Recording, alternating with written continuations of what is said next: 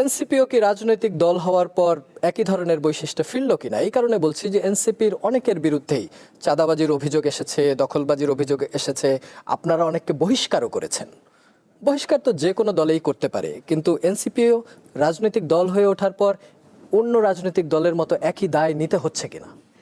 প্রথমত হচ্ছে আমি একদম যদি বলি যে আমরা কখনোই বলবো না যে এরকম অভিযোগ আমাদের কাছে আসেনি, প্রমাণসহ কিছু অভিযোগ আমাদের কাছে এসেছে। এনসিপির সবচেয়ে বড় একটা দায় নিতে হয়েছে কোন জায়গায়, অভ্যুত্থানের পরবর্তী সময়ে যখন এনসিপি হয়ও নাই, তখনও যারা যারা বিভিন্ন জায়গায় স্বঘোষিত সমন্বয়ক ছিল বাংলাদেশের বিভিন্ন জেলা উপজেলায়, তারাও যদি তাদের জায়গায় ওই শব্দটাকে বা ওই পদটাকে অপব্যবহার করে ক্ষমতার অপব্যবহার করেছিল, চাঁদাবাজি করেছিল, সেই দায়গুলো যখন এনসিপির জন্মই হয় নাই, তারপরে এসে 1 বছর পরে এসে অনেক ক্ষেত্রে এনসিপিকে নিতে হয়েছে। এক, দ্বিতীয়ত অভ্যুত্থানের সময়ও আমরা বাংলাদেশের হাতে গোনা কয়েকটা বিশ্ববিদ্যালয়, 2-1টা জেলা আর কেন্দ্রীয়ভাবে বৈষম্য বিরোধী ছাত্র আন্দোলনের কমিটি দিয়েছিলাম। কিন্তু যখন অভ্যুত্থানটা ঘটে গেল, এরকম একটা বিশাল সংখ্যক আছে যারা অভ্যুত্থানের পর হঠাৎ করে স্বেচ্ছাসেবী হয়ে উঠলো, যাদেরকে অভ্যুত্থানের আগে দেখা যায়নি, স্বেচ্ছাসেবী হয়ে উঠে ফুটেজ খেয়ে তারা অনেক বড় সমন্বয়ক হয়ে উঠলো, এবং ওই সমন্বয়করা ধীরে ধীরে বিভিন্ন জায়গায় ক্ষমতার অপব্যবহার করা শুরু করলো। এটা যখন হয়েছে স্থানীয় পর্যায়ে বিভিন্ন জায়গায়, প্রায় 6 মাস পরে ফেব্রুয়ারি পরে যখন এনসিপি গঠিত হলো, ওই সমন্বয়কদেরকে এনসিপির সদস্য মনে করে এই দায়টা এনসিপিরও চাপানো হলো। এটা হচ্ছে এনসিপি গঠনের পূর্ব পর্যন্ত। কিন্তু এনসিপি গঠনের পরে আমরা কিন্তু এখন পর্যন্ত আমাদের সমন্বয়ক কমিটি করেছি বাংলাদেশের বিভিন্ন জেলা উপজেলায়। এই জায়গায় আমরা যখন সমন্বয় কমিটিটা করি, যেহেতু আমাদের রেজিস্ট্রেশন ছিল, আমাদের ফ্যাক্ট হচ্ছে এটা একটু দ্রুত গতিতে করতে হয়েছে। আমরা প্রত্যেক পার্সন ধরে ধরে ধরে আমরা এই ফ্যাক্ট চেকটা করতে পারি না। 2-1টা জায়গায়, এটা এরকম না যে অনেক জায়গায়, কিছু কিছু কমিটিতে আমাদের এইরকম কিছু অপ্রত্যাশিত ঘটনা আমাদের কাছে এসেছে। আমরা সাথে সাথে আমাদের জায়গা থেকে 2টা কাজ করছি। এক, তাদেরকে স্থায়ীভাবে বহিষ্কার করছি, এমনকি আপনি জেনে থাকবেন আমাদের কেন্দ্রীয় কমিটির অনেককেও এরকম বহিষ্কার করা হয়েছে। দ্বিতীয়ত, আমরা তাদের বিরুদ্ধে যখন স্থানীয়ভাবে প্রশাসনের মধ্য দিয়ে ব্যবস্থা নেওয়া হয়েছে, আমরা বাধা দেই নাই। বাংলাদেশের রাজনীতিতে সবচেয়ে বড় যেটা হয় যে বড় রাজনৈতিক দলগুলো তাদের নেতাকর্মীদেরকে লোক দেখানো বিভিন্ন ধরনের বহিষ্কার করে, কিন্তু যখন প্রশাসন ব্যবস্থা নিতে যায়, ব্যবস্থা নিতে দেয় না, এবং নির্দিষ্ট একটা সময় পরে তারা আবার ফিরে আসে। আমরা আমাদের জায়গা থেকে এই জায়গায় কখনো প্রশাসনে হস্তক্ষেপ করি নাই। এবং আমি আপনাকে শুধু একটা জিনিস বলতে পারি, বাংলাদেশে এনসিপির এখনো আহ্বায়ক কমিটি দেওয়া শুরু হয়নি। আশা করি আগামীকালকে থেকে বাংলাদেশে এনসিপির জেলা মহানগরে আহ্বায়ক কমিটি দেওয়া শুরু হবে, পর্যায়ক্রমে উপজেলা, ইউনিয়ন এবং ওয়ার্ড। আমরা এই জায়গাটা সর্বোচ্চ গুরুত্ব দিয়ে বিবেচনা করব। আমরা বিশ্বাস করি আজকে থেকে 2 বছর পরে এনসিপি যদি জনগণের আকাঙ্ক্ষার সাথে সঠিক পথে থাকে, বাংলাদেশের সবচেয়ে প্রাসঙ্গিক রাজনৈতিক দল হবে এনসিপি। সেটা অনেক দিক বিবেচনা একটু যদি চিন্তা করা যায়। কারণ বাংলাদেশের মধ্যমপন্থার আরেকটা রাজনৈতিক দলই আছে যারা বলছে মধ্যমপন্থার, বিএনপি। জামায়াত আরেকটা বড় রাজনৈতিক দল, তারা কিন্তু ধর্মভিত্তিক রাজনৈতিক দল। সেই জায়গায় আমরা প্রত্যাশা করি যে বিএনপি যদি তাদের কতিপয় নেতাকর্মী যারা লাগাম ছাড়া, যারা বিভিন্ন অপকর্মের সাথে জড়িত, যেই দায়টা বিএনপিকে নিতে হচ্ছে, ক্যারি করতে হচ্ছে, তারা যদি তাদের কন্ট্রোলটা না করতে পারে, লাগাম না টানতে পারে, 2-3 বছরের মধ্যে তাদের প্রাসঙ্গিকতা অনেক কমে আসবে। আর একটা মধ্যমপন্থী রাজনৈতিক দলের সাথে একটা ইসলামিস্ট রাজনৈতিক দলের কম্পারিজন হয় না, দুইটার অডিয়েন্স আলাদা। সেই জায়গায় এনসিপি যদি তাদের ওই লাইনে থাকতে পারে, আমরা বিশ্বাস করি এনসিপি আজকে থেকে 2-3 বছর পরে সবচেয়ে প্রাসঙ্গিক দল হবে। সেটাকে সামনে রেখেই এনসিপিতে কোনো ধরনের অপকর্মকারীর কোনো জায়গা হবে না, এটার নিশ্চয়তা আমরা আমাদের পক্ষ থেকে বাংলাদেশের মানুষকে দিতে চাই। আপনারা এখন যে কমিটি দিচ্ছেন বা ভবিষ্যতে দিবেন, কমিটির জন্য কেমন টাকা পয়সা লাগবে? বাংলাদেশে এখন পর্যন্ত জনগণ যে শিক্ষা দিয়েছে, যারা ক্ষমতায় বিভিন্ন সময় বিভিন্ন স্তরে ছিল, খুব দূরে তাকাতে হবে না। এই 9 থেকে 24 এই পিরিয়ডেই তো আমরা বেড়ে উঠেছি, এইটুকু সময় তাকালেই হবে। এর আগে 16 বছর লেগেছিল আর কি, যারা এই ধরনের ব্যবসা কালচারের সাথে জড়িত ছিল এবং এগুলোকে স্ট্যাবলিশ করেছে। এটা যারা ক্যারি করতে চাইবে, এনসিপি নামে হোক, বিএনপি নামে হোক, আর অন্য নামেই হোক, তাদের জন্য 16 বছর না, 6 বছরও লাগবে না। বাংলাদেশের মানুষ এখন যারা বাংলাদেশে আছে, তারা সবাই সরাসরি অভ্যুত্থানে অংশগ্রহণ করা যোদ্ধা। তারা এত সময় নিবে না। তাদের শেখ হাসিনাকে পতন ঘটানোর মতো তাদের অভিজ্ঞতা আছে এবং ওই ভয়টা তাদের কেটে গেছে। সো এর চেয়ে বড় ফ্যাসিস্ট কেউ খুব শীঘ্রই হয়ে উঠতে পারবে বলে আমার মনে হয় না। সো ওই জায়গা থেকে আশা করি এনসিপি শিক্ষা নিয়ে শুধুমাত্র যেই মানুষগুলো জনগণের দায়বদ্ধতাকে স্বীকার করে জনগণের জন্য কাজ করবে, তারা এনসিপিতে আসবে। এটা আমাদের জায়গা থেকে আমাদের কমিটমেন্ট। আপনারা রাজনৈতিক দল করলেন, সারা দেশব্যাপী আপনাদের একটা মানুষের সাথে অংশগ্রহণমূলক প্রোগ্রামও করলেন, সেখানে আমরা দেখেছি ব্যাপক সাড়াও ছিল। এই যে আপনারা পুরো বাংলাদেশ চষে বেড়ালেন, এর জন্য তো প্রচুর অর্থ প্রয়োজন। আপনারা যে পার্টি চালাচ্ছেন সেখানেও প্রচুর অর্থ প্রয়োজন। আপনাদের তাহলে এই অর্থনৈতিক সোর্সটা কিভাবে? আপনারা কি ক্রাউড ফান্ডিং করছেন, নাকি বিভিন্ন আন্তর্জাতিক পর্যায় থেকে চাঁদা পাচ্ছেন? একটু যুক্তই করে দেই। ধরেন বাংলাদেশের রাজনীতি, কেউ ভারতপন্থী, ভারতের কাছ থেকে টাকা পায়, কেউ আমেরিকাপন্থী, আমেরিকা থেকে টাকা দেয়, কেউ হয়তো পাকিস্তানপন্থী, পাকিস্তান থেকে টাকা দেয়।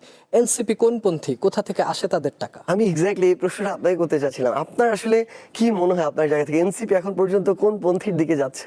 না, এনসিপির যদি আপনি রাষ্ট্রের কথা বলেন, আপনি যদি আমাকে প্রশ্ন করেন যে এনসিপি কোন পন্থী, আমরা হয়তো দেশ বলতে পারবো না এনসিপি কোন পন্থী, কিন্তু আমরা হয়তো টাকার উৎস ওই জায়গা বলতে পারি থেকেই যে যায়। বিভিন্ন ভাবে মানুষ বলে এটা। এনসিপির ধরেন যারা রাষ্ট্র পরিচালনায় উপদেষ্টা হিসেবে আছেন, এরা আপনাদের একটা বড় ফান্ডিং করে। বসুন্ধরার মতো বড় বড় যারা বিজনেস ম্যাগনেট আছে তারা আপনাদেরকে ফান্ডিং করে। পত্রপত্রিকা এগুলো আসে, পাবলিকও হয়তো এগুলো সন্দেহ করে। আপনি বলেন, আমি আপনার কাছ থেকে শুনতে চাই, জনগণ পরিষ্কার আচ্ছা, হোক। প্রথমে এটা ভালো লাগলো যে মানে এনসিপি যে এখনো কোনো দেশপন্থী হয়ে যায় নাই, এটা প্রমাণ করে এনসিপি কোনো দেশপন্থী যখন হয়ে যাবে তখন ওই দেশের কাছে না অনেকটা জিম্মি হতে হয় অনেক দিক থেকে।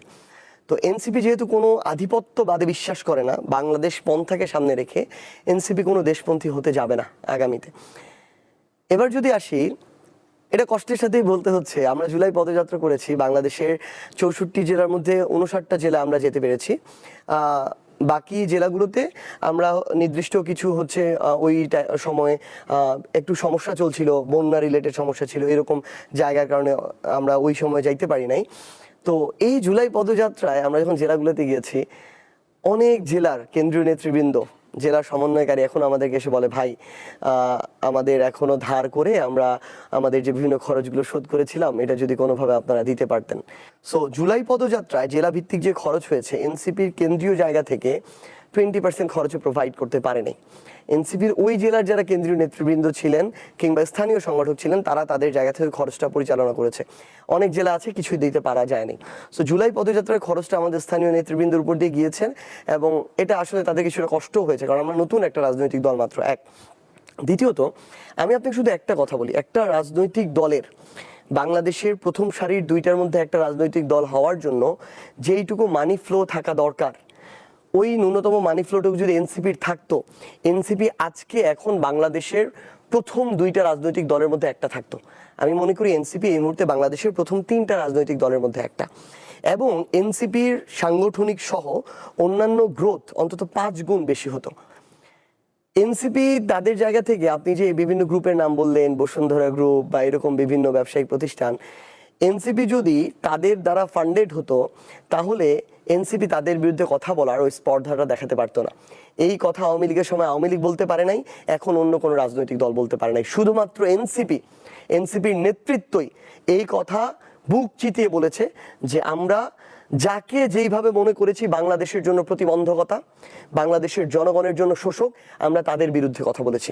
আপনি উপদেষ্টাদের কথা বলেন, এই মুহূর্তে বাংলাদেশের অন্তর্বর্তীকালীন সরকারের উপদেষ্টাদেরকে নিয়ে তাদের যৌক্তিক সমালোচনার বিষয়ে সবচেয়ে বেশি সরব কারা? এনসিপির শীর্ষ নেতৃত্ব। কারণ আমরা যখন দেখি তারা আকাঙ্ক্ষা যেটা মানুষের, ওইটার চেয়ে নির্বাচন কেন্দ্রিক আলাপ আলোচনা পলিসিকে বেশি প্রাধান্য দেন। আমরা তাদেরকে নিয়ে যখন আমরা ইভেন সেফ এক্সিটেরও কথা হয়, তো এই কথাগুলো এনসিপির নেতৃত্ব থেকেই আসে। এবং আমার কাছে এইটুকু আমি আমার জায়গা থেকে বলতে পারি, অধিকাংশ উপদেষ্টাকে আবার আমি এই জায়গায় মনে করি তারা তাদের জায়গায় ওই ক্ষেত্রে সৎ। আমি আমার জায়গা থেকে এটুকু মনে করি। অনেকেই আছেন তাদের ক্ষেত্রে হয়তো বিভিন্ন ধরনের, আমি জানি না, যেহেতু আমার কাছে প্রমাণ নেই, প্রমাণ ছাড়া আমি প্রোপাগান্ডামূলক কথা বলতে পারি না। কারণ আপনি একটু আগে যেটা বললেন যে মিডিয়ায় এই দেখা যায়, এই মিডিয়ার মাধ্যমেই আমরা, আপনি দেখেছেন যে কক্সবাজারে বসে ওয়াশিংটন ডিসিতে থাকা একটা মানুষের সাথে নাস্তা করেছি। এই মিডিয়ার দ্বারা আমরা গত কয়েকদিন আগে নাসিরউদ্দিন পাটোয়ারির পদত্যাগের খবর শুনেছি। এটা কিন্তু দেখেন একটা যৌক্তিক বিষয়, এমন একটা দিনে আপনারা গিয়েছেন, ওই দিন তো না গেলেও পারতেন। না, এটা ট্রু, আমি এটাতে একদম সম্পূর্ণ এগ্রি করি যে ওই দিন আমরা যেই চিন্তায় গিয়েছি এই চিন্তাটা সঠিক ছিল না। কিন্তু তার মানে কি এটা যে এই প্রোপাগান্ডা করা হবে যে একটা মানুষ আমেরিকাতে বসে আছে 13,000 কিলোমিটার দূরে, উনাকে নিয়ে একটা প্রোপাগান্ডা করা হবে যে আমরা কক্সবাজারে বসে ওনার সাথে চক্রান্ত করছি, বাংলাদেশ বিক্রি করে দিচ্ছি, বাইরে বিএনপি নেতাকর্মীরা এসে সারাদিন স্লোগান দিবে, মিডিয়া এসে সারাদিন ক্যামেরা ধরে থাকবে, সেখানে ডিজিএফআই সহ বিভিন্ন এজেন্সি দিয়ে আমাদের পিছনে নজরদারি করা হবে। এটা তো হইতে পারে না। সেটা ঠিক আছে, কিন্তু ভুলটা আপনারাই করেছেন, না গেলে এগুলো কিছুই হতো না। মানে ধর ওইটা আমাদের ভুল, কিন্তু তার কারণ তো এগুলো হতে পারে না। এটা তো মানে আমাদের উপরে একদম স্বাধীনতার চরম খর্ব ওই জায়গাটাতে। আর আরেকটা জিনিস হচ্ছে, আমরা একদম স্পষ্ট করে একটা জিনিস বলি, এনসিপি তাদের জায়গা থেকে এখন পর্যন্ত কোনো এই আপনি যাদেরকে বিজনেস মাফিয়া বলছেন, আপনি যাদেরকে বিভিন্ন মাফিয়া, শুধু বিজনেস মাফিয়া এরকম না, মিডিয়া মাফিয়া আছে, ব্যুরোক্রেটে মাফিয়া আছে, আমলাতন্ত্রে, সরকারের আমরা সামনে যা দেখি তার পিছনে আরো বড় মাফিয়া আছে। আমি আমার এই 1 বছর অভিজ্ঞতা থেকে শুধু আপনাকে এইটুকু বলি, বাংলাদেশের পলিটিশিয়ান বলতে বিগত 16 বছর যাদেরকে দেখানো হয়েছে তাদেরকে আমি মনে করি অভিনেতা অভিনেত্রী। তাদের পিছনে আলাদা আলাদা প্রযোজক আছে, প্রডিউসার আছে, স্ক্রিপ্ট রাইটার আছে, ডিরেক্টর আছে, যাদেরকে দেখা যায় না। বিভিন্ন যখন রাজনৈতিক দলগুলো আসে ক্ষমতায়, ওই রাজনৈতিক দলগুলো এক একটা ক্যারেক্টার হিসেবে কাজ করে, তারা পিছন থেকে নাচায়। যারা এই লোকগুলোকে, সামনের পলিটিশিয়ান নামক সো কল কিছু লোকজনকে দিয়ে তারা সামগ্রিক খেলাটা খেলে।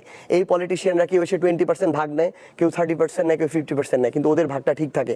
আওয়ামী লীগ যখন ছিল তখনও ভাগ ঠিক ছিল, এখনো তাদের ভাগ ঠিক আছে, হয়তো একটু কম একটু বেশি।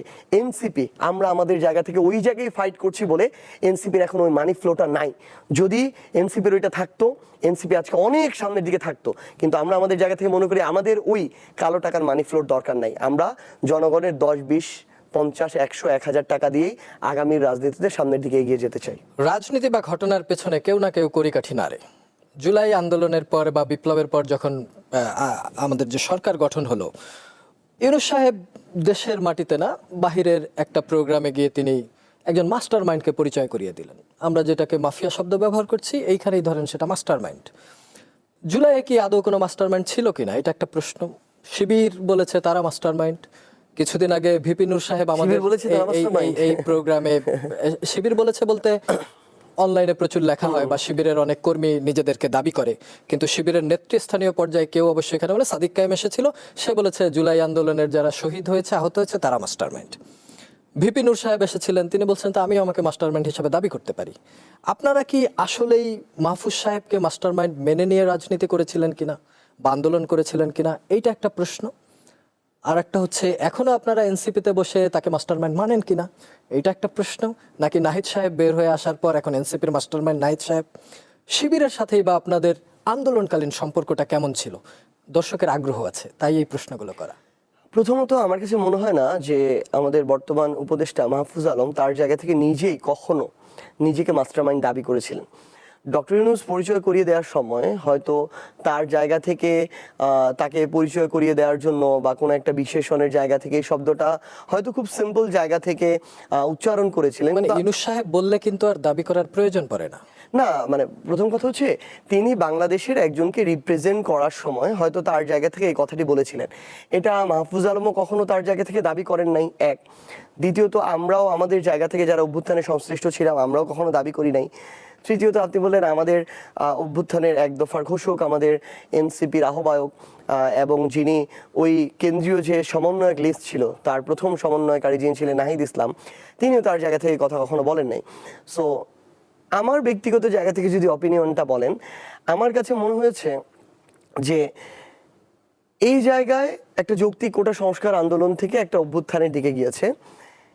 এখানে সবচেয়ে বড় দায়ী এই প্রত্যেকটা স্টেপের ক্ষেত্রে শেখ হাসিনা, আওয়ামী লীগ এবং তার সংশ্লিষ্ট যে ফ্যাসিস্ট কাঠামোটা, যারা বাংলাদেশের উপরে শোষণ করেছে, নিপীড়ন করেছে, অত্যাচার করেছে, নির্যাতন করেছে, অসংখ্য নিরপরাধ মানুষকে সারা জীবন তাদেরকে একটা অন্যায় অবিচারের উপর দিয়ে নিয়ে গিয়েছে। মানুষের সাধারণ গণমানুষের দেয়ালে পিঠ থেকে গিয়েছিল, মানুষ রাস্তায় নেমে এসেছে, শেখ হাসিনার পতন ঘটেছে। আমরা আমাদের জায়গা থেকে যারা সমন্বয়কারী হিসেবে ছিলাম, সমন্বয়ক হিসেবে ছিলাম, মানুষের পালস বুঝে, আকাঙ্ক্ষা বুঝে আমরা কর্মসূচি দেওয়ার চেষ্টা করেছিলাম। মানুষ সেই কর্মসূচিকে একসেপ্ট করে রাজপথে নেমে এসেছে, মানুষ জীবন দিয়েছে, রক্ত দিয়েছে, রাজপথ ছাড়ে নাই। শেখ হাসিনা পালাতে বাধ্য হয়েছে। শেখ হাসিনা না পালালে শেখ হাসিনার চিহ্ন পর্যন্ত সেদিন গণভবনে খুঁজে পাওয়া যেত না। সো সামগ্রিক বিষয়টাতে এই কৃতকর্মের দায় তো শেখ হাসিনা এবং তার ফ্যাসিস্ট কাঠামোর। আমরা আমাদের জায়গা থেকে এই জিনিসটাকে সমন্বয় করার চেষ্টা করেছিলাম এবং এটা হওয়ারই ছিল। আমার কাছে এটা ব্যক্তিগতভাবে মনে হয় প্রত্যেক ব্যক্তি তাদের জায়গা থেকে, ধরেন জুনের 5 তারিখ বিকাল থেকে আপনারা ওই সমন্বয়কদের মধ্যে যাদেরকে দেখেছেন প্রথম সারিতে, ধরেন ওই সমন্বয়ক লিস্ট অনুযায়ী নাহিদ ইসলাম, সার্জিস আলম, হাসনাত আব্দুল্লাহ, আসিফ মাহমুদ, আবু বাকের মজুমদার, মাহিন সরকার, রিফাত রশিদ, আব্দুল হান্নান মাসুদ বা এই আক্তার হোসেন বা আরো যারা, বা মাহফুজ আলম, যাদেরকে আপনারা দেখেছেন এই জায়গাটাতে, আমি মনে করি প্রত্যেকেই তাদের জায়গা থেকে ওই 5ই জুন থেকে নিজের ভূমিকাটা পালন করেছে। একইভাবে আপনি যদি বলেন যে 18 জুলাইয়ের পরে আমার প্রাইভেট বিশ্ববিদ্যালয়ের সহযোদ্ধারা, আমার ওই মাদ্রাসার সহযোদ্ধারা, আমার স্কুল কলেজের ছোট ভাই বোনেরা, আমার ওই পেশাজীবী রিক্সা চালক, গার্মেন্টস শ্রমিক, আমার এই ভাই বোনেরা, এরপরে আপনি যদি আপনার জায়গা থেকে দেখেন যে বাংলাদেশের প্রত্যেকটা শ্রেণী পেশার মানুষ রাস্তায় নেমে আসলো, আমি মনে করি প্রত্যেকের তার জায়গায় যে ভূমিকা, ওই ভূমিকা একে অন্যের পরিপূরক এই অভ্যুত্থানটা সফল হওয়ার জন্য। আমি কোনোদিন এটা আমার জায়গাতে মাপতে চাই না যে কারটা কম কারটা বেশি। এবং ইভেন ইফ ওই 18 জুলাই থেকে আমাদেরকে প্রথমে ডিজিএফআই নিয়ে যায়, এরপর ডিবি নিয়ে যায়, এরপর আবার আমরা 1 আগস্টে বের হয়ে আসি। এই মধ্যবর্তী সময়ে আপনি যেটা বললেন যে শিবির বা সাদিকম বা ফরহাদরা, তারা তাদের জায়গা থেকে ইন্টারনালি বিভিন্ন ধরনের সহযোগিতা করেছে, কোঅর্ডিনেট করেছে। এই সহযোগিতাটাও ওই সময় গুরুত্বপূর্ণ ছিল। কিন্তু কেউ যদি এককভাবে দাবি করে যে আমরা এটা না করলে এই অভ্যুত্থানই হতো না, আমি মনে করবো এটা তার অহমিকার প্রকাশ এবং ক্রেডিট বাজির খেলা। আমরা এই খেলায় যেতে চাই না। ইভেন আমার কাছে এটা মনে হয় যে ওই সময়ে বাংলাদেশে ছিলই না এমন অনেক মানুষ দেশের বাইরে থেকে, তাদের ওই মক্কা শরীফে থেকে, তাদের নিজেদের ধর্মীয় উপাসনালয় থেকে, দেশের বাইরে থেকে দোয়া করেছিল। ওই দোয়াটাও দরকার ছিল। আন্দোলনও করেছে, দেশের বাইরে অনেকে গ্রেফতার হয়ে জেলও খেটেছে। এক্স্যাক্টলি। আপনি দেখেন মধ্যপ্রাচ্যের যেই দেশগুলোতে রাস্তায় নেমে আন্দোলন করার জন্য তার সারা জীবনের জন্য জেলে থাকতে হতে পারে, ইভেন মৃত্যুদণ্ডের মতো কিছু হয়ে যেতে পারে অনাকাঙ্ক্ষিত, এটা জেনেও মানুষজন রাস্তায় নেমেছে, জেলে গিয়েছে। এবং আমাদের কাছে থাকা তথ্য মতে সরকারের অনেক চেষ্টার পর এখনো অনেক মানুষ জেলে আছে। মানুষ তো রাস্তায় নেমেছে। রেমিটেন্সের শাটডাউন হয়েছে। আপনি কোনটাকে ছোট করে দেখবেন? সো আমরা আমাদের জায়গা থেকে অনুরোধটা করতে চাই, আমরা আমাদের জায়গা থেকে জনগণের আকাঙ্ক্ষাটাকে সামনে রেখে কর্মসূচি দিয়েছি, সমন্বয় করেছি। কিন্তু ক্রেডিট কম বেশি খেলাতে আমরা যেতে চাই না। সবার ভূমিকাই গুরুত্বপূর্ণ ছিল বলেই অভ্যুত্থানটা সফল হয়েছে। এনসিপির মাস্টারমাইন্ড কে? এনসিপির কোনো একক ব্যক্তি, কোনো মাস্টারমাইন্ড না। আমরা মনে করি বাংলাদেশের রাজনীতিতে আমরা নতুন এসেছি, আমাদের ওই গ্রহণ করার মানসিকতা থাকতে হবে। যে কোনো বিষয়ে আমরা পরামর্শ যে কারো থেকে নিতে প্রস্তুত থাকি।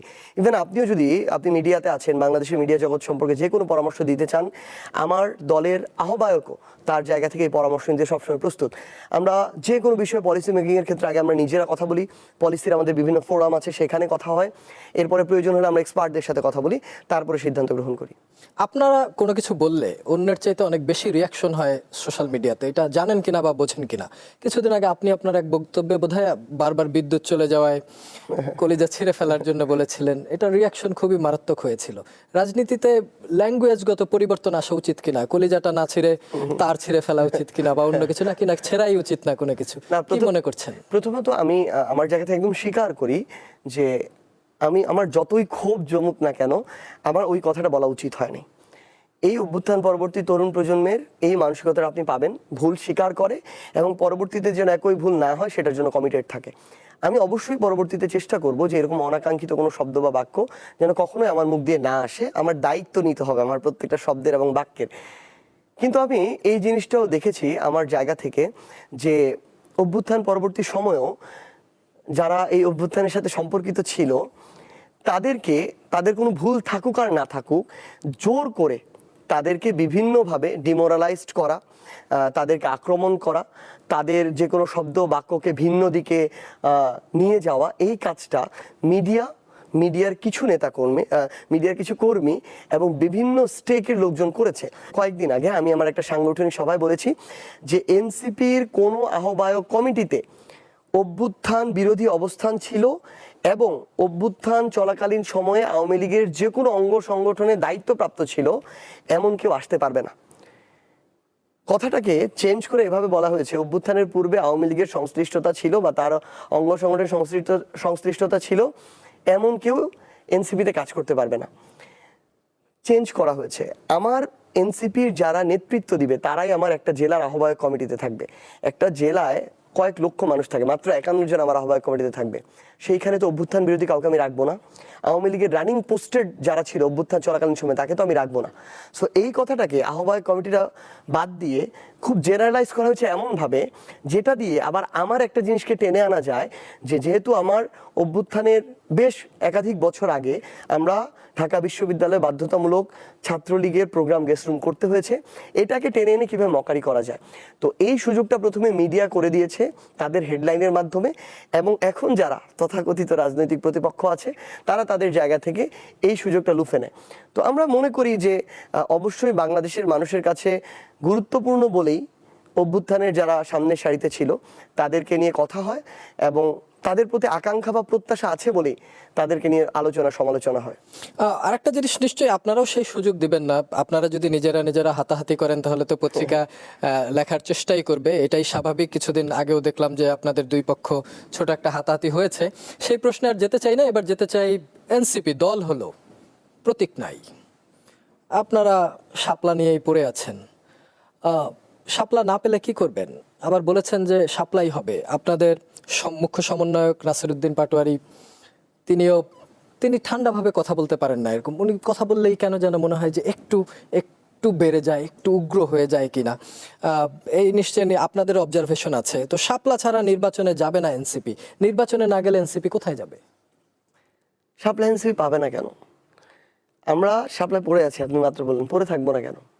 মানে শাপলা পেতে কি আমার কোনো আইনগত বাধা আছে? না, আপনি শাপলায় পড়ে না থেকে তো আপনি বলতে পারেন যে নির্বাচনে যে বেগুন, কলস, হাড়ি, এইটা সেটা আছে সেগুলো আগে বাদ দিতে হবে। সেই আন্দোলন তো হ্যাঁ, আমরা তো সেটাও বলেছি। সেই আন্দোলন হওয়ার পরে না হয় নতুন ইনক্লুড করার সময় বললেন যে শাপলা include ভালো কথা বলেছেন, মানে বেগুন, ফুলকপি, বাঁধাকপি, আন্দোলন খাট, শাপলার পালঙ্ক। জন্য না হয়ে এত বছর পরে ধরেন 25 সালে এসে এই মার্কার কি কোনো ভ্যালু আছে? তাহলে এই প্রশ্নটাই আমি জাস্ট হ্যাঁ, তাহলে সেটা নিয়ে আন্দোলন করেন। বলেছেন, মানে এটাই কথা। মানে এটার জন্য যদি আমার আন্দোলন করতে হয় তাহলে নির্বাচন কমিশনে যে মানুষগুলো বসে আছে তার ওখানে থাকার দরকার কি? ছাড়তে পারে না, পদত্যাগ করতে পারে না? তাদের কাজ কি? বেতন কেন নেয়? মানে তাদের যদি ন্যূনতম একটা ব্যক্তিত্ব থাকতো, স্ট্যান্ডার্ড থাকতো, তারা তো এসে আগে এগুলো সংস্কার করতো। তাদের কি এই জায়গায় বসানো হয়েছে এসে খালি নির্বাচন দেওয়ার জন্য? অভ্যুত্থান পরবর্তী বাংলাদেশের সবচেয়ে বড় চাওয়া তো হচ্ছে জনগণের সংস্কার। তো তাদের যদি বিবেক বুদ্ধিতে যখন তালিকাটা পাঠালো তারা সংস্কারের কাছে, সংস্কার করার জন্য, তাদের বিবেক বুদ্ধিতে যদি ওইটুকু না থাকে যে আমার এইটা ঠিক করতে হবে, এখানে একটা স্ট্যান্ডার্ড আনতে হবে, তাহলে তাদের ওখানে কাজটা কি? এটা কেন আমার এটার জন্য আন্দোলন করতে হবে? দ্বিতীয় কথা, তারা তাদের ওই স্ট্যান্ডার্ড, তারা তাদের ওই ব্যক্তিত্বের জায়গায় এখানেও শো করছে। শাপলা পেতে আমার কোনো আইনগত বাধা নেই। সকল ধরনের আলোচনা, পর্যালোচনা, নিয়ম কানুন, আইন যাচাই করে আমরা শাপলা মার্কা দিয়েছি আমাদের ওই জায়গায়। ভাই, এই যে নাছোড় বান্দার মতো অবস্থাটা দেখছেন না? এই যে নাসিরউদ্দিন পাটোয়ারির মাথা গরমটা দেখতেছেন না? এই নাসিরউদ্দিন পাটোয়ারি যা বলে 2-3 মাস পরে তাই হয়। মানুষ মিলায় নাই কিন্তু। সো মাথা গরম করে বলতে পারে, কিন্তু ওই কথা পরে প্রমাণিত হয়। এই মাথা গরম করা লোকগুলার জন্যই ওই জুলাইয়ের 1 তারিখে যখন 500 মানুষ নামছিল তখন নাসিরউদ্দিন পাটোয়ারি রাস্তায় নামছিল। এই লোকগুলাকে আপনার তখন আবার দরকার, যখন আবার নতুন করে কেউ ফ্যাসিস্ট হিসেবে জেগে উঠবে। তার ছিঁড়া মাথা গরম করা প্রত্যেক জেলা উপজেলায় 5-10টা ছেলে পেলে আছে, ওইগুলো ব্যানার নিয়ে আগে নামছিল। ওইগুলা জানে ওরা রাস্তায় নামলে ওদের ছাত্রলীগ পিটাবে, আওয়ামী লীগ পিটাবে, জেলে ঢুকাবে, আবার জেল থেকে বেরোয় এসে ওরা রাস্তায় নামছিল। সো ভাই, কথাটা হচ্ছে কোন জায়গায়? রক্তে এই নাছোড় বান্দা আপোষহীন মনোভাবটা ছিল বলেই অভ্যুত্থানটা সফল হয়েছে, হাসিনার পতন হয়েছে। আগামীতেও এটা থাকতে হবে, কারণ নতুন করে বিভিন্ন জায়গায় যেন ফ্যাসিস্টের চরিত্রটা কেউ শো না করতে পারে। আমাকে যদি তারা কোনো আইনগত বাধা দেখাইতে পারে আমরা এটা নিয়ে আপত্তি করবো না, আমার দলের আহ্বায়ক বলেছেন। কিন্তু আমার যদি এটা প্রাপ্য হয়, আইনগতভাবে কোনো বাধা না থাকে, আমাকে যদি স্বেচ্ছাচারী আচরণ করে এটা না দেয়, তার মানে আমি মনে করব তাদের মধ্যে একটা প্রভাবক ঢুকে গিয়েছে, যেই প্রভাবক তাদেরকে স্বেচ্ছাচারী হিসেবে গড়ে তুলছে, যেই প্রভাবক আমার ন্যায্য অধিকার থেকে দিতে তাকে বিরত রাখছে। এই স্বেচ্ছাচারী আচরণ এর চেয়েও বেশি আকারে আমি নির্বাচনে দেখতে পেতে পারি। সেদিন আমার বাংলাদেশের অভ্যুত্থান পরবর্তী নির্বাচনটাকে সুষ্ঠু করার কোনো উপায় থাকবে না। আমরা ওই পর্যন্ত স্বেচ্ছাচারী আচরণ নিয়ে এই নির্বাচন কমিশনকে যেতে দিব না। আমরা মনে করি যে এটা আমাদের প্রাপ্য, এটা আমাদেরকে দিতে হবে, এবং আমরা এটা আদায় করে আগামী নির্বাচনে অংশগ্রহণ করব। নির্বাচন কমিশন আরপিওর যে সংশোধনী দিল, নিশ্চয়ই দেখেছেন নিয়ম কানুনগুলো, কি মনে হয়েছে? আপনারা এটাকে কতটুকু পজিটিভ ভাবে নিচ্ছেন? সামগ্রিকভাবে আমাদের কাছে মনে হয়েছে যে এই জায়গায় যে বেশ কিছু বিষয়গুলো রয়েছে, স্পেশালি ধরেন আপনি জোট করলেন কারোর সাথে, কিন্তু আপনাকে আপনার মার্কা নিয়ে আমি অবশ্যই আমার জায়গা থেকে, আমরা এনসিপির পক্ষ থেকে ইভেন এটাকে সমর্থন করি। কিছু কিছু রাজনৈতিক দল আছে, তথাকথিত রাজনৈতিক দল, যারা তাদের জায়গা থেকে এটাতে কিছুটা আমার মনে হয় যে নাখোশ হয়েছে। কিন্তু আমরা মনে করি স্বল্প মেয়াদে নাখোশ হলেও দীর্ঘমেয়াদে তাদের খুশি হওয়া উচিত। তারা যে একটা রাজনৈতিক দল, বাংলাদেশে তাদের নামটা মানুষের অন্তত জানা উচিত। তাদের রাজনৈতিক দলের নেতৃত্বকে এটা জানা উচিত। বাংলাদেশে 45টা আই থিঙ্ক রেজিস্ট্রেশন কিন্তু রাজনৈতিক দল আছে, আরো বাড়ছে। আপনি বাংলাদেশের সাধারণ মানুষকে বলেন 10টার বেশি নাম কেউ বলতে পারে কিনা? 10টার বেশি রাজনৈতিক দলের কেউ নেতৃত্বে কে আছে, প্রেসিডেন্টকে, সেক্রেটারিকে কেউ বলতে পারে কিনা? তাহলে তাদের তো একটা রাজনৈতিক দল হিসেবে যদি শুধুমাত্র একটা সিট কেন্দ্রিক চিন্তা হয়, একটা পরজীবী পরগাছার মতো চিন্তা হয় যে আমি তার মার্কা আর দলের নামটাকে আঁকড়ে ধরে একটা সংসদে সিট পাবো, তাদের রাজনীতি করা বন্ধ করে দেওয়া উচিত, নাহলে ওই দলে চলে আসা উচিত। বরং মনে করি যে এটা তাদের একটা সুযোগ, নিজের দলের নামটাকে চেনানো, নিজেকে চেনানো, নিজের দলের নেতৃত্বকে চেনানো এবং স্বমহিমায় আস্তে আস্তে করে হলেও বেড়ে ওঠার, বিকশিত হওয়ার যে সুযোগটা, এটাকে কাজে লাগানো। গণ অধিকার পরিষদের সাথে আপনাদের মাঝখানে দুই পার্টি এক হয়ে যাওয়ার একটা আলোচনা উঠেছিল। আমি ভিপি নূরকে হেসে হেসে দুষ্টমি করেই বলছিলাম যে তাহলে মার খাওয়ার দায়িত্বটা কে নেবে, কে হবে এই সভাপতি? আপনাদের এই প্রক্রিয়া কি থেমে গেছে? এই প্রক্রিয়ায় আলোচনা শুরু হয়েছিল, আলোচনার একটা বেশ অগ্রগতিও হয়েছিল, কিন্তু এখন পর্যন্ত আমার যতদূর মনে হচ্ছে যে আলোচনা কিছুটা স্থমিত অবস্থায় আছে।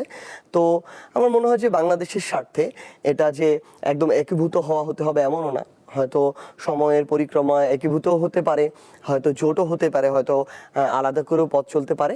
তবে আমার মনে হয় যে আর যাই হোক না কেন, বাংলাদেশের রাজনীতির একটা কালচার দেখতে পাচ্ছি যে আমরা যখন একটা রাজনৈতিক দলের সাথে একটু একই লাইনে যাব, তখন আমরা তাদের সুনাম করি, তাদের যৌক্তিক সমালোচনাটাও করি না। আবার যখন আরেকটু অন্য লাইনে যাব, তখন তার ভুল না থাকলেও তাকে নিয়ে উল্টাপাল্টা কথা বলি এবং মিউচুয়াল রেসপেক্টটাও বজায় রাখি না। এই কালচারটা থেকে আমাদের বের হয়ে আসতে হবে। বাংলাদেশকে সামনের দিকে সঠিক পথে নিতে হলে রাজনৈতিক দলগুলোর মধ্যে মুখ দেখাদেখি বন্ধ করার যে কালচার, এটা থেকে বের হয়ে এসে নিজেদের মধ্যে মিউচুয়াল রেসপেক্টের সম্পর্ক তৈরি করতে হবে, সেন্ট্রাল থেকে ওয়ার্ড পর্যন্ত। আগামীতে যদি নির্বাচন হয়, ধরেন শাপলা না দিলে ফেব্রুয়ারিতে নির্বাচন হবে না, তাই তো?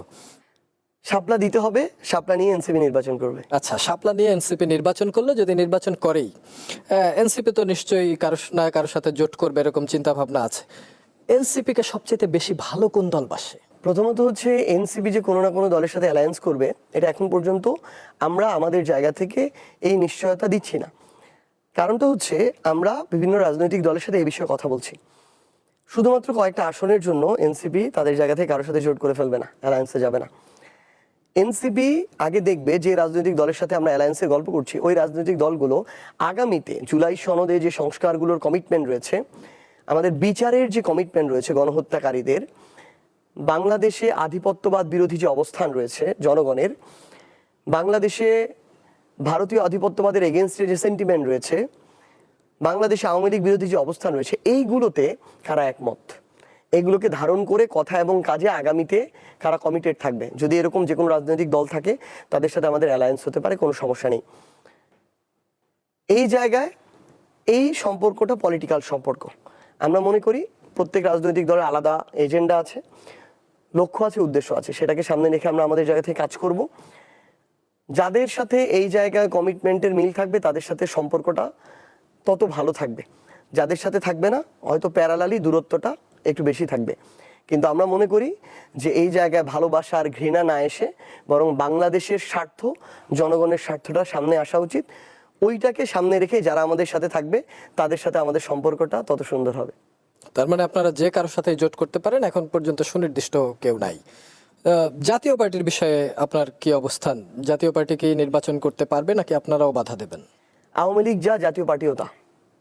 জাতীয় পার্টি হচ্ছে আওয়ামী লীগের বি টিম এবং পোষা বিরোধী দল। ন্যূনতম বিরোধী দল হলেও একটা সম্মান থাকতো, তাদের ওই আত্মসম্মানটুকু নাই, পোষা বিরোধী দল। আওয়ামী লীগ, আপনি আপনার একটা বক্তব্যে কয়েকদিন আগে বলেছেন যে এনসিপি ক্ষমতায় না গেলেও পোষা বিরোধী দল হবে না। জাতীয় পার্টিকে উদ্দেশ্য করেই কি? হ্যাঁ, অবশ্যই। এবং তারা শুধু আওয়ামী লীগের পোষা বিরোধী দল না, তারা ভারতের পোষা বিরোধী দল। এবং আমরা আমাদের জায়গা থেকে স্পষ্ট, জিএম কাদের সহ জাতীয় পার্টির বর্তমানে যারা আছে, আমরা মনে করি ফ্যাসিস্টদের সহযোগিতা করার কারণে তাদেরকেও বিচারের আওতায় নিয়ে আসা উচিত। এবং এই প্রত্যেকটা মানুষ বাংলাদেশের নির্বাচনে অংশগ্রহণ করার কোনো অধিকার নাই। এবং স্পষ্টভাবে আমরা আমাদের জায়গা থেকে এটা বিশ্বাস করি, এই জাতীয় পার্টি জিএম কাদের সহ যারা আছে ফ্যাসিস্টের দোসররা, তারা বলেছে যে আওয়ামী লীগ আর জাতীয় পার্টি নির্বাচনে না গেলে নাকি এই নির্বাচন হবে না, গ্রহণযোগ্য হবে না। আমরা স্পষ্ট করে একটা জিনিস বলি, এই বাংলাদেশে এই 26-এর নির্বাচনে আওয়ামী লীগ এবং জাতীয় পার্টি সহ তার যারা দোসর ছিল, তারা এই নির্বাচনে অংশগ্রহণ করতে পারবে না। এটার জন্য যদি এনসিপির আলাদা কোনো রাজনৈতিক লড়াইয়ে নামতে হয়, শহীদ পরিবারদের সাথে নিয়ে, অভ্যুত্থানের সহযোদ্ধাদের সাথে নিয়ে, এই বাংলাদেশের জনগণকে সাথে নিয়ে দরকার হলে আবার রাজপথে নামা হবে। কিন্তু এই ফ্যাসিস্টের দোসররা, যারা শেখ হাসিনাকে খুনি শেখ হাসিনা বানিয়েছে, যারা বাংলাদেশের প্রত্যেকটা গুম খুন বিচার বহির্ভূত হত্যাকাণ্ডের বৈধতা দিয়েছে, আমাদের চিফ প্রসিকিউটর জনাব তাজুল ইসলাম বলেছিলেন যে একজন অফিসার, এজেন্সির সম্ভবত ডিজিএফ এর একজন অফিসার একাই 1030 জন মানুষকে গুলি করে হত্যা করেছে। মস্তিষ্কটা যখন গরম থাকে, ওটাকে স্পর্শ করে তার একটা আলাদা শরীরে ফিলিংস আসতো। এই খুনিদেরকে যারা আশ্রয় দিয়েছে, প্রশ্রয় দিয়েছে, খুনি হয়ে উঠতে সহযোগিতা করেছে, তারা শুধু শেখ হাসিনা না, শেখ হাসিনা, আওয়ামী লীগ, জাতীয় পার্টি সহ তার এই পুরো সিস্টেমটা, এরা বাংলাদেশে কোনোদিন, এই নির্বাচন তো দূরের কথা, বাংলাদেশের রাষ্ট্র কাঠামোর সাথে কোনোদিন এরা প্রাসঙ্গিক নয়, এরা অপরাধী এবং এদের অবশ্যই বিচারের আওতায় নিয়ে আসতে হবে। সার্জিস আলম কোন আসনে নির্বাচন করবে যদি নির্বাচনটা শেষ পর্যন্ত ফেব্রুয়ারিতে হয়? এখন পর্যন্ত খুব স্বাভাবিকভাবেই এই বিষয়ে যেটা হয় যে রাজনৈতিক দল তাদের জায়গা থেকে নির্ধারণ করেন। সবারই ব্যক্তিগত জায়গা থেকে যার যেটা জন্মস্থান, ওই জায়গার প্রতি একটা টান থাকে যে ওই জায়গার মানুষের জন্য কিছু করা। আমার জেলা পঞ্চগড়ের মানুষের এতদিন প্রত্যাশা অনুযায়ী যতটুকু পাওয়া উচিত ছিল, এই মানুষগুলো ততটুকু পায়নি। বাংলাদেশের বাজেট, উন্নয়ন বাজেট পঞ্চগড় পর্যন্ত পৌঁছায়নি, ইভেন রংপুর পর্যন্তও পৌঁছায়নি। সো খুব স্বাভাবিকভাবেই প্রত্যেকটা মানুষের ইচ্ছা থাকে নিজের জেলার মানুষের জন্য, নিজের মানুষের জন্য কিছু করার। আমিও তার ব্যতিক্রম নই, কিন্তু এক্ষেত্রে দল আশা করি আগামী 15 দিনের মধ্যে এই সিদ্ধান্ত আসতে যাচ্ছে এনসিপির কে কোন জায়গায় কোন আসনে নির্বাচন করবে। আমার দল যেটা নির্ধারণ করবে, আমি আমার জায়গা থেকে সর্বোচ্চটুকু চেষ্টা করবো ইনশাআল্লাহ।